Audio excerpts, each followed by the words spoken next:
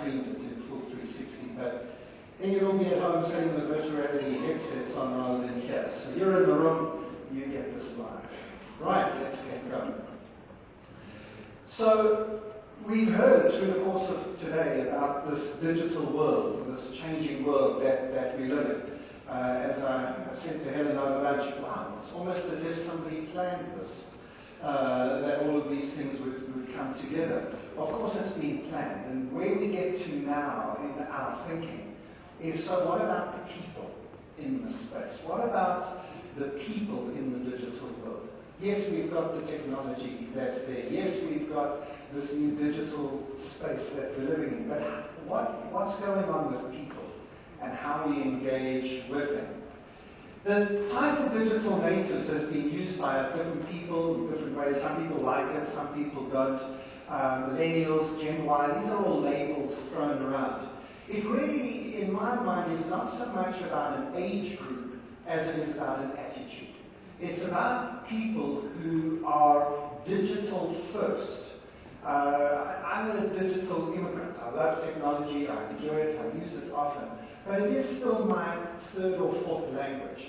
And I default to wanting sort of human connection, and conferences like this make sense, to spend time with other humans. But digital natives default to digital first.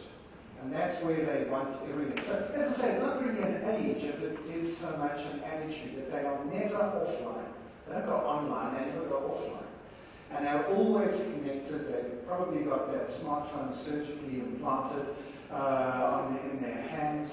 And they are beginning to come into our workplaces. They've been in our homes for many years already. And they do learn differently. And that's really the theme of what we're talking about here, isn't it? That we've got different ways in which we need to do learning and development and training. And these digital natives definitely give us pause for thought. It might be even that we can think that they have almost a different DNA that makes them up. And we really need to ask, where does that come from? And what are those DNA elements? Now, in the short time frame that each of our speakers has been given, I thought I'd just talk about three. There are more available, and I'll give you a website address at the end of the presentation where you can go and download an ebook that our team has written. And you can, it's a lovely thing about digital natives. It's all for free, so you can go and grab it. But I'll just pull out three things from that. The first is that they're going through a quarter-life crisis. The second is that we are living in a new world of work. And the third, and that's really going to be my focus, the theme of really a lot of what we've talked about today, is that we live in a technology-enabled world, and what does that mean? So first off, the quarter-life crisis. Now, people, the struggle is real, right? Okay, this is a real thing. We understand the midlife crisis, and the Harley-Davidson, which is the official soundtrack of that midlife crisis. The buttons start to get undone, the chest hair becomes a little bit more... Sorry, that's not a ladies' thing.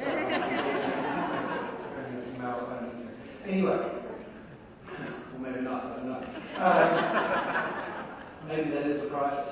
But we know the midlife crisis. The quarter-life crisis, psychologists are beginning to mark this out as a real thing. In your late 20s, these days, you go through this crisis of saying, is this all there is? You've done your studies, you've probably been in a job for 2 or 3 years. You look around and you say, really? Is this it? With all due respect, it's those young people looking at us going, is that my life?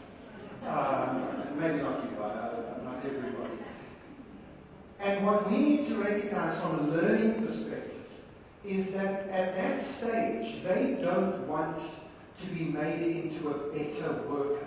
They don't want learning and development to help them be more productive, more efficient, to have more knowledge about the work they do. They're having an existential crisis. They're having a question like, am I stuck here? I need purpose in life. And part of what we have to recognize is that our role as learning and development professionals is not just to make better workers, it's to make better people. We don't need better employees, we need better people in our companies. And part of our responsibility is to look beyond the specific job requirements of what we lay out in different departments of the business and go, well, what do these people need? What's going to make them feel valued and valuable and better people? And that's why a lot of people are leaving your businesses, because they don't feel like humans in your companies. And they want to go and find a place to live. That's why many of them don't leave for more salary or for, just to your competitors. They're looking for something. Now, we understand the concept of doing training that isn't specifically related to a task-based outcome. Mainly because back in the 1980s and 90s, we discovered that almost every senior manager was pretty much a psychopath. I mean, this is true. You know this to be true.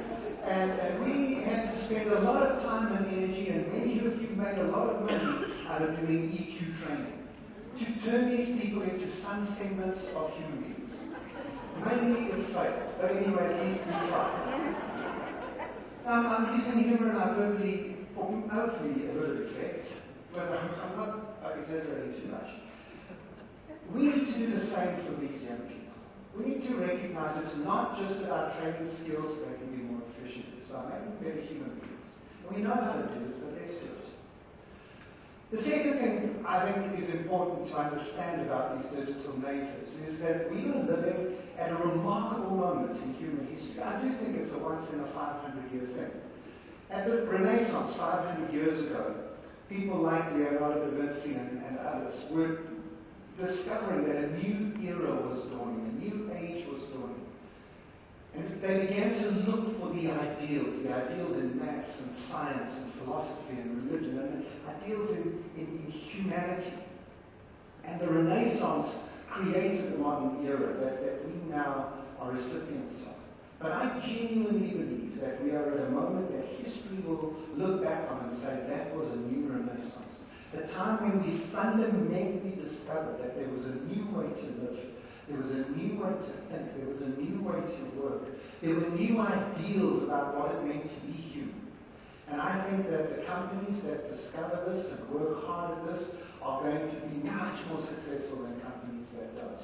And I think we're already beginning to see that. A new world of work is emerging. But many speakers over the last 2 days have focused on that, so they saved me a little bit of time. Gave me the opportunity to focus on this third area, and that is technology. I don't want to just look at the tech, at the toys that we've got. We've already done that. I don't want to just look at the fact that we live in a digital world. Our team has done some research into this and trying to look beyond the obvious, to look at what's actually going on behind the scenes. And what we did was we took the companies that many of them, in fact most of them, didn't even exist 10 years ago. They have been birthed and born in this new digital era, and yet they are global companies, famous brands, household, daily use in our lives, and of course they are some of the world's largest and most valuable companies. How did they do it? How did they get there so quickly? And our belief is it's not the technology, it's not the fact that they are disruptors in their industry.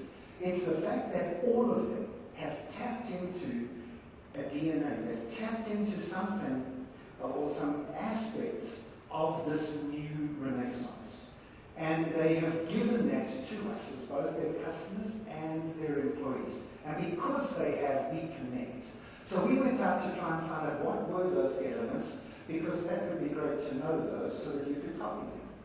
And this is the list that we came up with, and I think you'll find that at one level it's immediately obvious, but at another level it challenges us deeply. These are the elements that we believe these digital companies have all tapped into.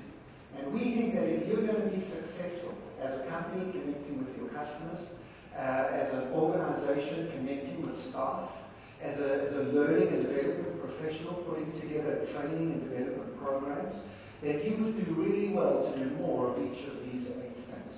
Now, I don't have the time to go into all of them in detail, so let me just do 3 of them and show you what we're on about. So personalization is a great place to start. You know, we have these supercomputers in our pockets, right? And every single one of your phones is different. There are 7.5 billion people in the world. There is not one single smartphone in the world that is just like this one, or just like the one in your hands. In fact, the very first thing you do whenever you download a new app is you personalize. You go to the settings. Most apps, when you switch them on, the first thing they ask you to do is to go through a series of customization processes. And we are having our DNA recoded by these digital companies to expect personalization. This is now an expectation. If we arrive at a particular place, if we do a certain thing and it is not personalized, it feels like it's from the old school. It feels like it's from long ago. It doesn't feel up to date. It doesn't feel good.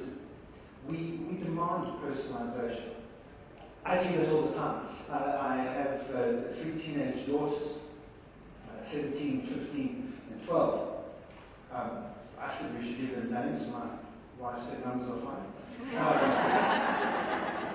But whenever I watch them and what they do, they'll download an app or a game, for example, and we often choose games to play together as families. And I'll be in the game, getting in, trying to work out the strategy, trying to work out how the game is played and what the winning strategy will be, and kind of half an hour later, I'm ready for action. Okay, who'll take me on? I'm good to go. And I look across at my daughters, and half an hour in, they're still trying to work out whether their avatar should have mint or turquoise trousers. I mean, all seriousness, look, it's not, the game is not the personalization. But as far as they're concerned, it is. They love the fact that they can take time to personalize. And I wonder how much personalization you put into the systems you're creating. There's no excuse in the digital age. Personalization, we can do personalization of mass-produced products. I know this for sure because the greatest marketing campaign of the last 10 years, if you look at the numbers, is without a doubt this one.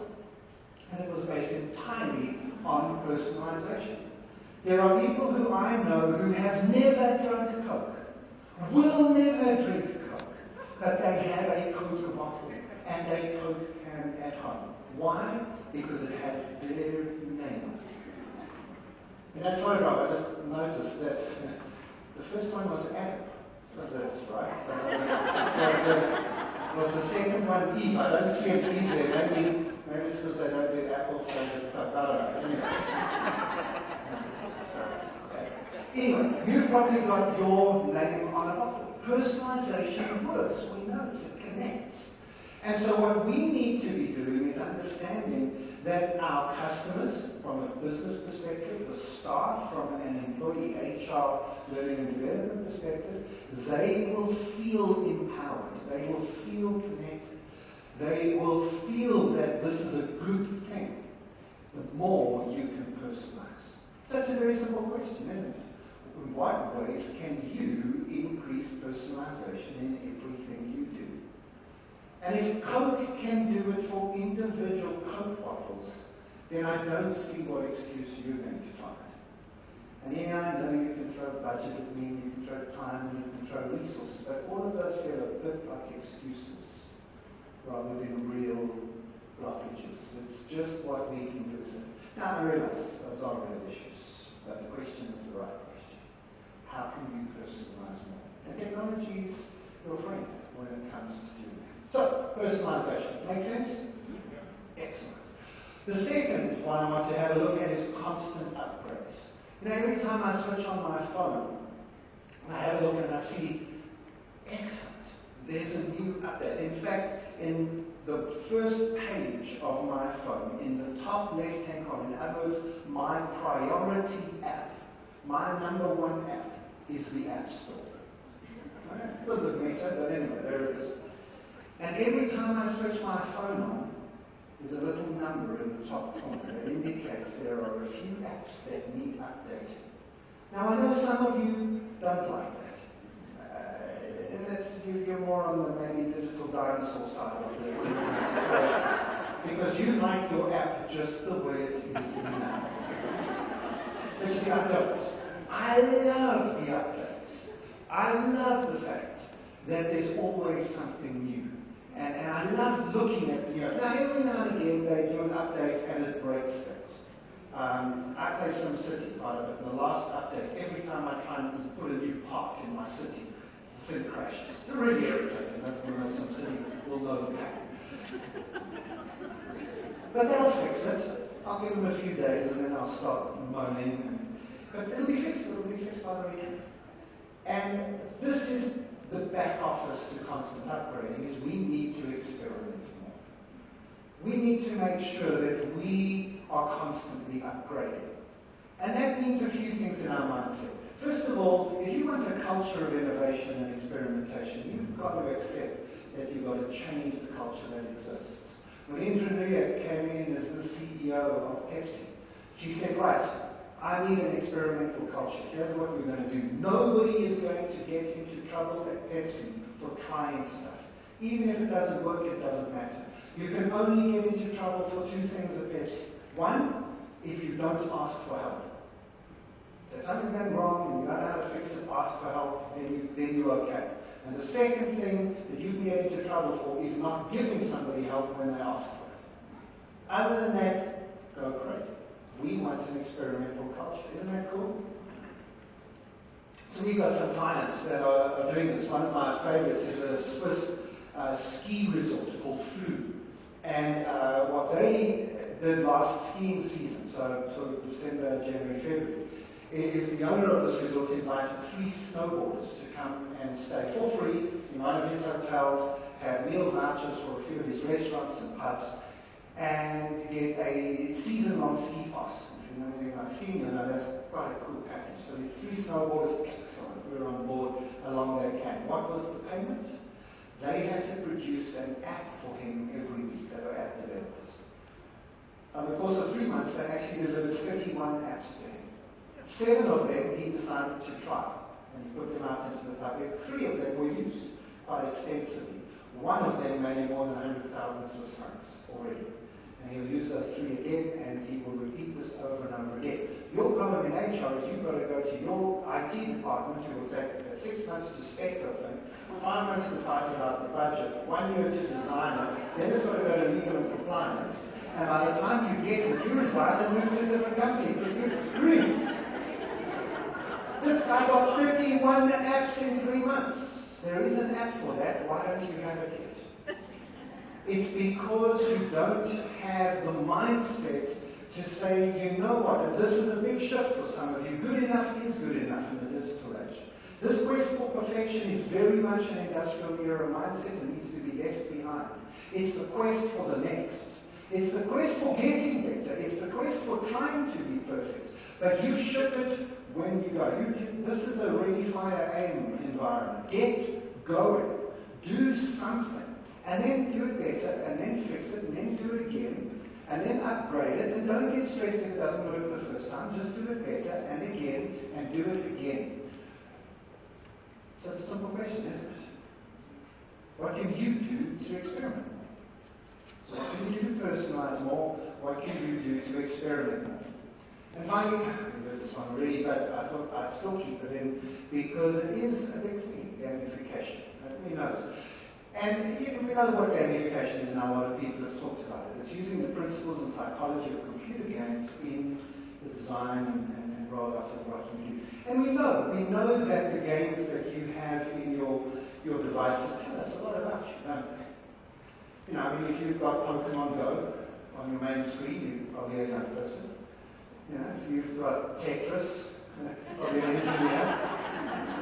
You know, the Angry Birds, well, they play Candy Crush. Yeah. Some people like that. All I'm wanting to say about this is we do. That you've heard other people say it, and I just want to say they were right. I hope you were listening. Because we have to build this in. And again, technology is your friend. And I know companies like Axonify and others are moving us beautifully into this space. My final one kind of leads me to my conclusion. we've got to get out of the way. We've got to remove the agents, the disintermediation of getting out of the system, giving people back control. The MOOCs, allowing them to choose their own training, giving them lots of options that they can get from, guiding them rather than instructing them where to go next. Assisting, helping. These are the things that we need to be doing. There's a different DNA in this world that we live in now. There's a new era emerging. Some of those companies have understood this, and your company can learn and apply these same principles as you connect and engage with those digital natives. This is not just about innovating a product here, a service here, putting in a new program here, designing a different course here. This is about a fundamental readjustment of your thinking. It's a change in the underlying structure of your business model. This is a systems-wide update that is required. And that's the only way that we're going to be successful as learning and development professionals in this digital age.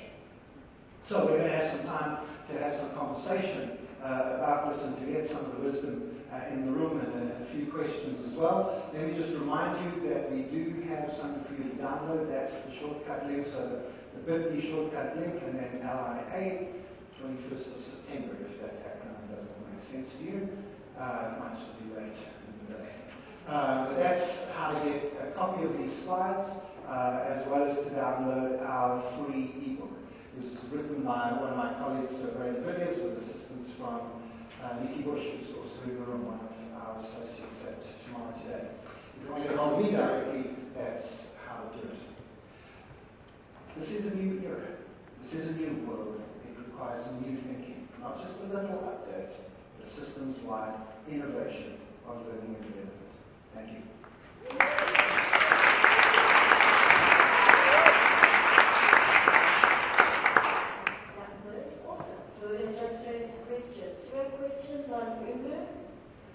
Cool.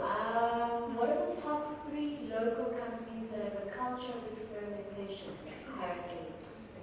You know what?